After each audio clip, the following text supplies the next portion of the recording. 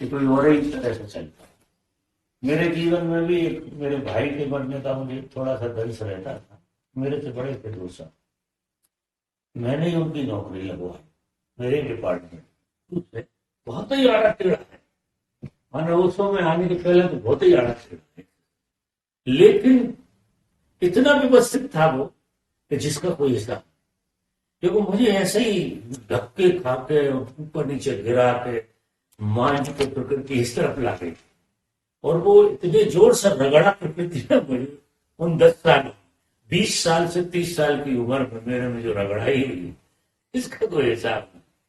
और वो 30 साल में मैं आदमी बदल गया, प्रकृति ने इतना रगड़ दिया।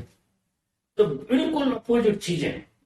अब वो एक एक चीज पॉजिटिव है, अपोजिट एक भी नहीं, एक भी चीज अपोजिट नहीं है उसमें से। मैं देखता हूँ वो नहीं होती तो इतनी धार ही नहीं आ रही थी जीवन। ऐसे गुनगुने सब मर जाते, ऐसे ही मैं मर जाता, लेकिन उन चीजों ने इतनी धार पैदा कर दी, एक तरफ पर निर्णय कर दिया। तो सबके जीवन को मैं देखता हूँ, सबके जीवन को।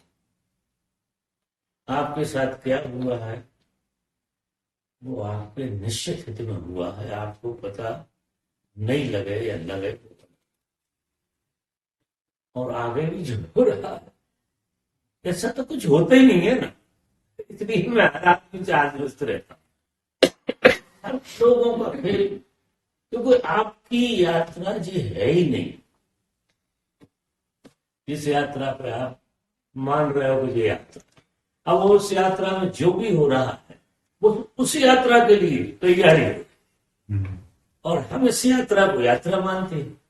यही हमारी उपद्रव है, चाहे गरीबी हो, चाहे अमीरी हो, चाहे ऊंच हो, चाहे नीच हो, चाहे मान हो, चाहे अपमान, ये सब चीजें उस यात्रा में सही बोल।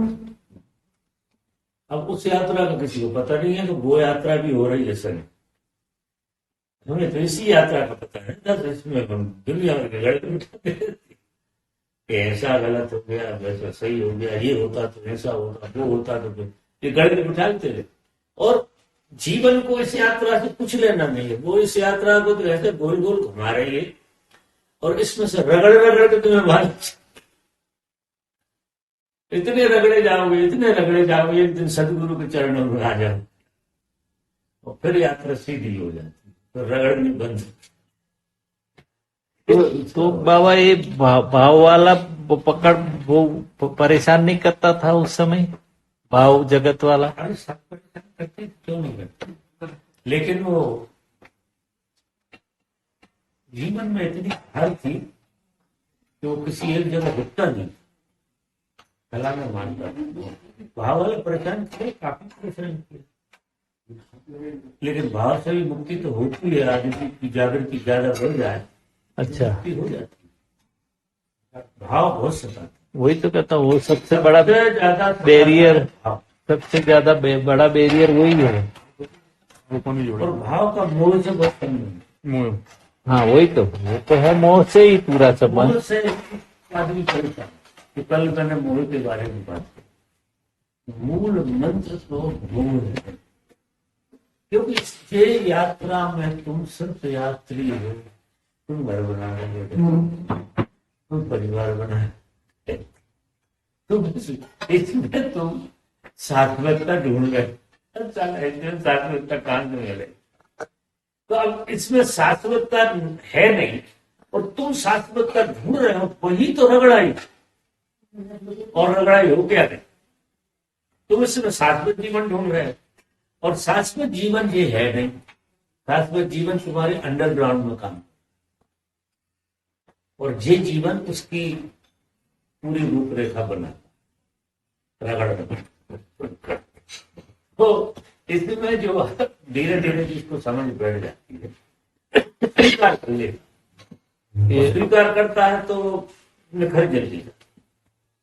ये हफ्ते में बाबा मेरे को यही सब दिखाई दिया कि आपने जो बताया ना, तो मैंने पीछे जाके ऐसे देखा, काफी घटना है, तो मेरे को फिर ऐसे धन्यवाद ही आया अंदर के, जो भी मैं वो समय समझता था। सब दुखी सुखी रहे हो, हाँ, लेकिन वो सब चीजें ऐसी हैं जो आपके बिल्कुल बिल्कुल आपके फेवर में, गलत कुछ नहीं हो रहा, लेकिन नहीं आएगा समझ, क्योंकि प्रकृति इतने जोर से पटकती है, उठाती है, तो लगता है सच तो ये है, प्रकृति बाबा जी कुछ नहीं है। जब फंसता है आदमी वो सच में, पीड़ा होती है उसे, तो उसे लगता है यार जो ऊंची ऊंची बातों से होता है यार, अब वो हो रही है रगड़ाई, तो वो समझ में आती नहीं, वो आपकी रगड़ाई चल रही है। यहाँ संसार में तो आदमी रगड़ा ही जाए, वही चाहे कि हम बड़े आश्वस्त हो गए हों और ऐसा हो गया, ये सब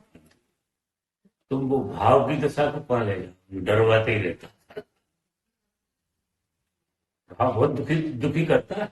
हाँ बाबा वही तो। दिन के और रात में एकदम याद आ जाती, कल्प जाती, बेटे का फोन आ जाती, कप जाती, हाँ हिले। फोन आने में कब जाती है, पूरा हिलना हो जाता, तो वो मोह घुसा हुआ है, क्या कर रगड़ाई चल, रगड़ाई का खेल है।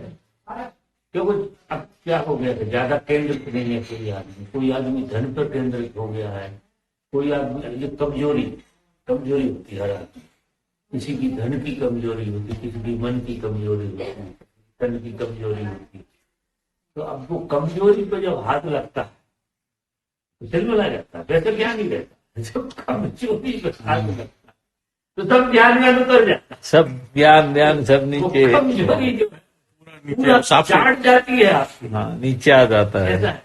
और प्रकृति वो आईना तुम्हें दिखाती रहे, प्रकृति किसी ना किसी, ऐसा कोई आदमी नहीं है जो किसी जगह कमजोर ना, एक जगह तो रहता ही है। एक पाया तो आपका टूटा ही हुआ है, क्योंकि सारे नहीं हो सकते। और वो पाए की जब 3 पाए की बात आप करो मजे में रहो, एक पाए पे नजर गई जहाँ की पूरी ऊर्जा का फोकस है। हाँ और वहां गई तो हिल जाता है। हाँ, उससे मजबूत करना है, मतलब उससे फ्री होना है। पता नहीं स्टोरी, हाँ पता नहीं स्टोरी। जागृति के अलावा जागृति के अलावा कोई रास्ता चित्त नहीं। में जब तक किसी के बैराग नहीं तब तक ये भय की स्थिति है ही नहीं। चित्त में बैराग का मतलब क्या होता है, आपके चित्त में आपके अलावा कोई नहीं, इसलिए आप कह सकोगे अपनी कोई है भी नहीं, आपके चित्त में उसे अपना कहते पकड़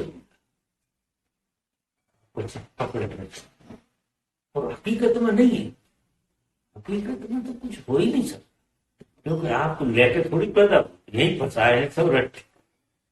हाँ वो तो होकर फंसाए, तुम लेके पैदा हुए थे इन चीजों में, सब रट्टे यहाँ के हैं, तो ये चित्त में फंसे हुए, तो ये चित्त में से निकल जाए, और चित्त में यादें आपकी, हकीकत में कुछ होता भी नहीं, हकीकत में तो तुम्हारा कोई ज्यादा संबंध नहीं है, चित्त में संबंध ज्यादा। हकीकत की सफाई नहीं, चित्त की सफाई होनी। तुम किसी चीज को मार भी दो, छोड़ भी दो, चित्त में फंसी हो तो रहे क्या कर दो, तो उस चीज से हाथ मत लगा, उससे कुछ नहीं होगा, चित्त में से निकल। और चित्त में से आदमी बिना जागृति की चीजों को निकाल, तो जागृति बढ़ेगी ऐसे ऐसे। हाँ। क्योंकि वो वैसे बेहोशी में तो आप उसमें ऊर्जा लगती है, हाँ और ज्यादा फंसाने की कोशिश करते हैं, ऐसा फिर चित्त में से निकालने के लिए बहुत प्रयोग करना पड़ता है, चित्त साफ करना, इतना फंसा हुआ होता है एकदम जन्म तक, और एकदम आदमी को कुछ सूझता नहीं है, पागल सा हो जाता। जब वो भाव और इमोशन का वो अटैक आता है तो उसकी दुनिया बहुत छोटी हो जाती, वो वहीं तक सीमित हो जाती, तो आगे पीछे को दिखता ही नहीं है कुछ उसके, तो इतना सा दिख रहा है, और आगे पीछे ब्लाइंड, सब तरफ से ब्लाइंड हो जाता है। किसी की भी बात कर लो, प्रत्येक व्यक्ति का ऐसा सब तो हाँ। हृदय संसार में में बहुत बड़ा घाटा हो जाए, एकदम ब्लाइंड हो जाएगा, लाइन हाँ और फंस जाएगा बिल्कुल, उससे ज्यादा उसे कुछ सूझेगा ही नहीं, सब आत्मा परमात्मा सब गया। सब हट जाए, ऐसा हो। तो प्रकृति बहुत खेल खेलाती है, मतलब दोनों तरफ। दोनों।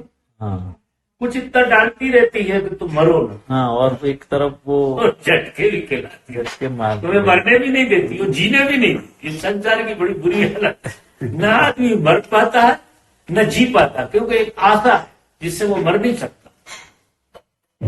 एक आशा लगी रहती है कि कल ठीक हो जाए। कोई अभी की बात है, परमात्मा सब कर देगा, परमात्मा भी आ जाए, परमात्मा सब करेगा, ऐसा हो जाना वैसा हो जाए, ऐसा करके अपने को समझाते।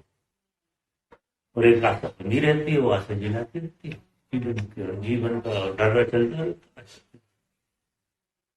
आशा भी बड़ी गजब की चीज है। परमात्मा अगर ना मिले तो आशा जिलाती है, और निराशा जब आ गई बहुत जोर से तो बड़ा कोई ना कोई आशा बनाता, फिर हम लोग फिर गुरुओं के पास जाएंगे, गुरुदेव के पास, तो आशा बन जाए तो। और वे भी गरीब क्या करेंगे, आशा ही बना। हाँ, वो भी आशा बनवानी। नहीं कोई बात नहीं, चिंता मत करो आप, हो रही है रगड़ाई, वो किसी की समझ में नहीं आ रहा कि आपके हित में क्या हो। ऐसा आदमी नहीं जिसके हित में ना हो रहा, बैकग्राउंड सब बैकग्राउंड में चलता। अच्छा, तुम्हारा जो हित है तुम्हें पता ही नहीं लगता। कारण क्या है कि तुम जिस जगह जी रहे हो तो हित को देखना भी कौन चाहते, तो देखे तुम तो जो आए थे उसको ही हित मान रहे, उसी को मान रहे, तुमको रगड़ाई में कुछ फिर बदल गए। ऐसा हो जाए वैसा हो, कितनी करो यार। जो हो रहा वो सही हो रहा है? जो हो रहा वो सही हो रहा बाबा जी।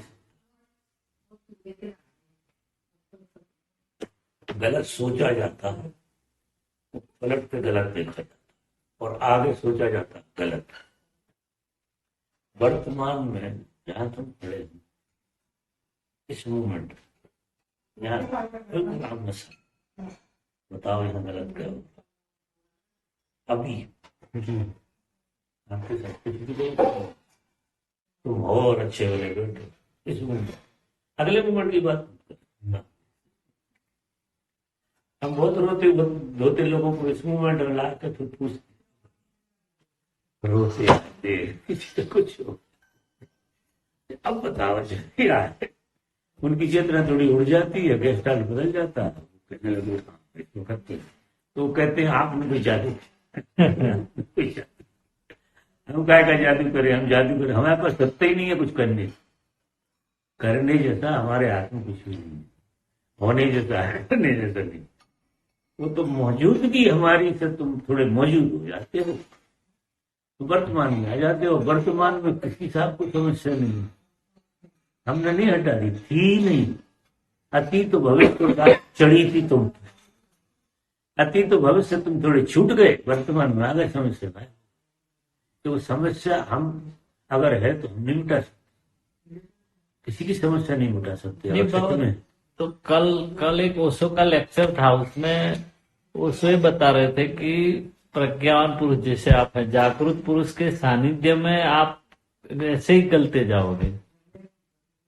गलोगे, वो तो बोल रहे कि उनके साथ रहने से ही आपका गलना, वो तो बहुत सारे लोग साथ रहने से ही मुक्त हो जाते हैं, लेकिन साथ रहना भी दो तरह का। एक तो मनोरंजन के लिए आप साथ रहो, और एक इतनी जागृति से रहो, जागृता इतनी जागृति से रहो कि जितने क्षण मिले उनकी सांस सांस का उपयोग करो, इतने जागृत होकर। कोई ऐसी लापरवाही होकर नहीं होने वाली, जागृत नहीं कि बिल्कुल लापरवाह हुआ तो आप होकर भी उसके साथ नहीं हो, आप उसके स्पेस को अगर नहीं छू पा रहे तो फिर आप जागृत के आपका रूपांतरण कैसे। हाँ, तुम्हारे स्पेस को छूना उसकी मौजूदगी में सरल, अच्छा बहुत सरल, तुम अपने स्पेस को छू जाते, जल्दी बदल जाते, महीनों लगाते हो इमोशन में फंसे रहते हो, उसकी मौजूदगी तुम्हें इमोशन से बाहर ले, थोड़ा बैराग भी जन्मा तुम्हारे क्षेत्र में, तो वो चीज अगर तुम्हें बहुत जोर से पकड़ में आ गई और उसको थोड़ा जीना शुरू करो, वो असली बात यह है कि उसके साथ जीना सरल हो, बहुत सरल। बिना उसके जीने में थोड़ी कठिनाई है, क्योंकि वही एक ऐसा व्यक्ति है जो तुम्हें ऊपर की तरफ खींच रहा और बाकी सारी दुनिया तुम्हें नीचे की तरफ खींच रही। टांग नहीं पकड़े हैं सब तुम्हारी, तुम्हारे रिश्ते नाते धंधे पानी घर द्वार, ये सब तुम्हारी टांगे पकड़ के बैठे हुए। अब तुम कितने ताकत भरो, एक से छूटते हो दूसरा पकड़, दूसरे से छूटते तीसरा पकड़, कोई ना कोई तुम्हारी टांग पकड़। सदगुरु एक ऐसी चीज है, तुम्हें अच्छा भी वो इसलिए लगता है तुम इसके प्रेम में हो कि तुम उसके साथ थोड़ी निर्भरता अनुभव करते हो, क्योंकि प्रकृति की जो पकड़ है उसकी मौजूदगी में छूट जाए। खुद की तो उसकी छूटी हुई है, लेकिन दूसरों की भी कमजोर तो हो जाती। अब वो उसका फायदा तुम कितना उठाते, उसको तुम अच्छी तरह से अगर बोधपूर्वक जीते हो तो तुम्हें वो कला आ जाए और तुम्हें ये व्यर्थता भी पता लग जाएगी कि जिसमें जबरदस्ती टांग अड़ाने की कोशिश नहीं कर, इतनी समझ भी आ जाएगी, क्योंकि तुम्हें ये साफ हो जाना चाहिए कि सही क्या है गलत। तुम प्रकृति के साथ अगर उसके मोह में रहे तो तुम धरती में घुसेड़ रही, और परमात्मा के प्रेम में रहे तो वो तुम्हें आकाश की तरफ ले जाए। अब चुनाव तुम्हारा। जब तुम बोध से भरोगे, स्मरण से भरोगे, तो अपने आप आकाशी तत्व आएगा फिर, क्योंकि सदगुरु एक आकाशी तत्व पूरा। वो चार तत्व उसमें इतना जोर से काम नहीं करते हैं, आकाश का तत्व उसके अंदर बहुत भरा हुआ, वो हवा में रहता है बिल्कुल। तो उस हवा में जो भी आ जाता अंधड़ में, तो आपने देखा होगा अंधड़ चलता है तो मुर्दा चीजें भी दौड़ने लगती हैं, उठने लगती हैं, वो लकड़ियां भी उसमें गोल गोल घूमने लगती हैं, जो उनका स्वभाव नहीं है जमीन से उठना। जिनका स्वभाव जमीन से उठने का नहीं है वो चीजें भी जमीन से उठ जाती। तो उसके प्रेम में तुम थोड़े ग्रेविटी के बाहर आ जाते, और वो बड़ा लाभ, वो बड़ा लाभ।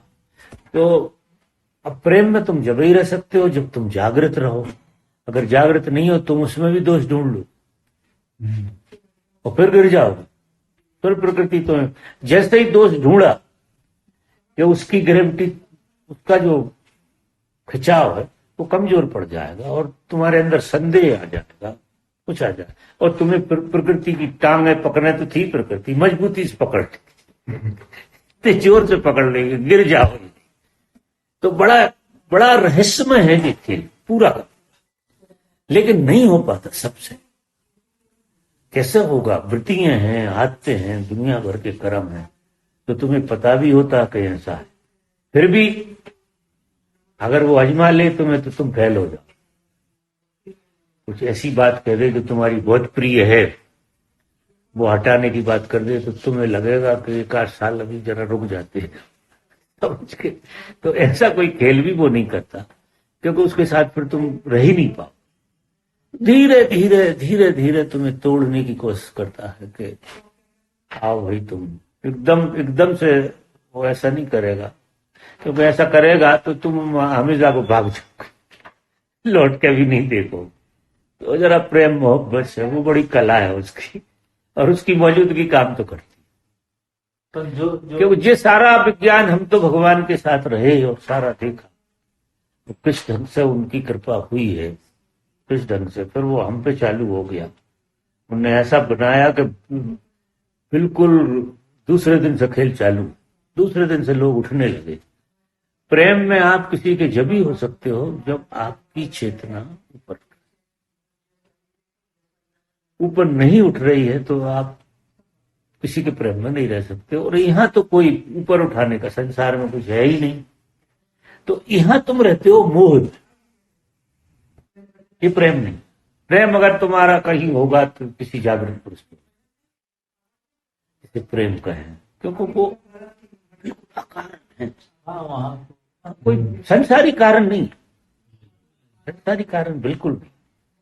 वो संसार से बाहर का आदमी, संसारी रत्ती भर का, संसारी कारण तो दूर दूर तक नहीं। अकारण तुम जुड़े हो उससे, तुम कोई कारण मत ढूंढ लेना कैसे, कोई कारण नहीं है, वो अकारण है। तुम कहीं की यात्रा हो गई होगी तुम्हारी, तुम जुड़े हुए हो, और अकारण ही तुम रहो उसके साथ, कारण से रहो भी मत, कोई कारण से मत रहो, अकारण प्रेम में रहो। वो तुमसे अकारण प्रेम करता, कोई कारण नहीं देखता तुम में, इसलिए वो सबसे प्रेम करता है। नहीं फिर तो किसी से करे, किसी से नहीं करे, कारणों में तो साला बड़ा उपद्रव हो जाए। वो भी देखने लगे कौन गरीब है, कौन अमीर है, कौन ऐसा है, कौन वैसा है, तो फिर वो मेरे ख्याल सदगुरु तो नहीं है, मदारी मान लीजिए, मदारीगिरी कर रहा है। नहीं, जागा हुआ आदमी की आंख में सब अलग, जो दिख रहे हैं वो तो वो है ही नहीं। आप जैसे हो वैसा तो उससे संबंध हो ही नहीं सकता है, कोई उपाय। आप जैसा अपने को जानते हो उससे कोई सब लेना देना नहीं है। जैसे आप हो सकते हो उससे लेना देना, जैसी आपकी संभावना है उससे लेना देना, इसलिए उससे प्रेम कर, उससे तुमसे प्रेम कर, ये खेल बन सकता है, ऐसा खेल। और अकेले होने की कला वो ज्यादा सिखाता है, और उससे अकेला होना होता है कि आदमी टूटने लगता है, उसे लगता है यार अब अपने बस करना, और वहां आदमी अगर टिका रहे तो पार निकल। बहुत कम लोग कर पाते, बाकी जो कुनकुनी यात्रा बहुत लोग करते, ज्यादातर तो वही यात्रा है, वही यात्रा धीरे धीरे धीरे धीरे धीरे धीरे, और इससे ज्यादा अभी तुम्हारी पात्रता भी नहीं है ये मान लो। तो सुन सुन के सुन सुन के सुन सुन के तुम्हारे चित्त में एक वैराग्य की दशा आएगी ही, क्योंकि दो तरह के काम हो रहे हैं। कोई ऐसा आदमी तुम्हें सुन के कोई और बातें बता रहा, और संसार तुम्हें दूसरी बातें बताता, इनके और उनके बीच में खींचता नहीं। अब ये पहलू तुम्हारा बहुत मजबूत हो गया तो ये ढीली पड़ेगी अपने आप, तो तुम छोड़ नहीं सकते किसी चीज को, छूट जाएंगे। क्यों क्यों छूट जाएंगे? कि जब आम पक जाता या सूख जाता, लकड़ी पेड़ पे सूख जाती है तो टूट जाती है, तुम्हारी वासना सूख जाएगी और गिर जाएगी। और ये भाव ये सब चीजें हैं, ये सोचना समझना, ये सब बेकार। आप संसार के बारे में एक शब्द नहीं सोचो, एक शब्द भी नहीं। जब साधना में गहरे पकोगे तो आपको सोचने में तकलीफ सी हो, ऐसी अवस्था आ जाती साधक की, तो वो सोचने में भी ऐसा लगता अड़चन है, करने की तो बात छोड़ो, सोचने में ही अड़चन दिखती है, ऐसा खेल हो जाता है। ये बहुत ऊपर की बात कर रहा हूं, अभी नहीं। ये पकाव जब आएगा तो वासनाएं पूरी गिरती हैं तो ऐसे गिर जाती हैं जैसे पत्ते सूखे गिर जाते, सब गिर जाती। अब तुम्हारा ही रस उनसे जुड़ा हुआ है, पेड़ नहीं चाहता कि छूट जाए, पत्ते छूट जाए, तो वो एक दूसरे का कांटेक्ट बना, रस मिलता रहता। आप ही तो उन्हें जिंदा रखें। हर वासना हमारी तरफ से जिंदी है, वासना बेचारी क्या करे? हमें लगता है कि क्रोध है, काम है, लोभ है, मोह है, वो किसके कारण? आप ना हो तो ये कोई चीजें हैं क्या? तो आप ही इसमें घुसड़ रहे हैं। तो जैसे ही जागृति आपकी बनना शुरू होगी तो धीरे धीरे पत्ते साफ होंगे, जड़ें टूट जाएंगी, और जड़ें टूट जाती हैं तो पेड़ उखड़ जाता है। अकेली धरती जड़ों को मजबूत थोड़ी करती है, ऊपर का पूरा वातावरण मजबूत करता है। एटमॉस्फेयर, हाँ, पूरा एटमॉस्फेयर मजबूत करता है। बाबा ये मास्टर के साथ रहना जरूरी है ऑल द टाइम? नहीं, ये तो देखो, अब ऐसा तो नहीं कहेंगे हम कि कोई चीज जरूरी है, लेकिन इतना है कि मास्टर के साथ जिस दिन भी तुम्हें लगे कि जरूरी, उस दिन तुम्हारा पुण्योदय जरूर हो। ये कह नहीं सकते, ये तो तुम्हें लगे, क्योंकि तुम बहुत कुछ साफ हो गया होगा तुम्हारा, तब लगेगा जी। फिर पूछने नहीं आओगे, तो पूछने की जरूरत नहीं है कि जरूरी है, पहुंच जाएंगे आप। पहुंचे ही जाओ। तो जरूरी है वही हो जाए, लेकिन कहने से नहीं। कहने से तो जाती बात बदल जाएगी, ये तो चीज घटेगी तो घटेगी। तो वो ऐसा वो सलाह भी नहीं देता, तो कच्चे आदमी को बुलाता नहीं है, तो वो उसकी भी अपनी बात। वो आपको जहाँ खड़े हो वहां बताता रहता है कि तुम जहाँ खड़े हो वहाँ ऐसे ऐसे जियो, ऐसे ऐसे जियोगे तो ऐसा ऐसा होएगा। और जब होएगा तो ऐसी स्थिति भी आ जाएगी कि तुम अब बिना मास्टर के तो जी नहीं पाओगे मसला। फिर वो तुम्हें मास्टर से भी मुक्त करे,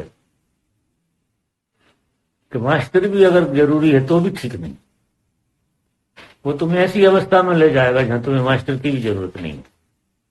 क्योंकि मास्टर जो है ना बहुत गहरे में तुम्हारे भीतर बैठा हुआ, तुम्हें उसकी सीधी भाषा समझ में नहीं आती, इसलिए बाहर के मास्टर की जरूरत। जिस दिन वो आवाज पहचानवा देगा तुम्हारे भीतर, उस दिन तुम जो कहेगा भागो हैं, तुम्हारा कोई काम नहीं। तो उस दिन भी तकलीफ होगी, क्योंकि तुम तो लगेगा कि मैं सब कुछ छोड़ छाड़ के तुम्हारे चरण में आ गए। अब तुम भगाते, वो आखिरी खूंटी मिटाता, और फिर लोगों को बड़ी तकलीफ होती, अरे यार ये क्या हुआ, ये तो सब हमारा तो कल्याण ही हो गया, खत्म ही हो गया। वो अंतिम पकड़ छूटती है। और वो क्योंकि कभी भी सानिध्य में नहीं होता ये काम, सानिध्य में तो पकते होगा, वह तो अकेले सामने नहीं हो, क्योंकि उसे कैसे क्रॉस करोगे, सामने अगर होगा तो उसे भी क्रॉस करना होता।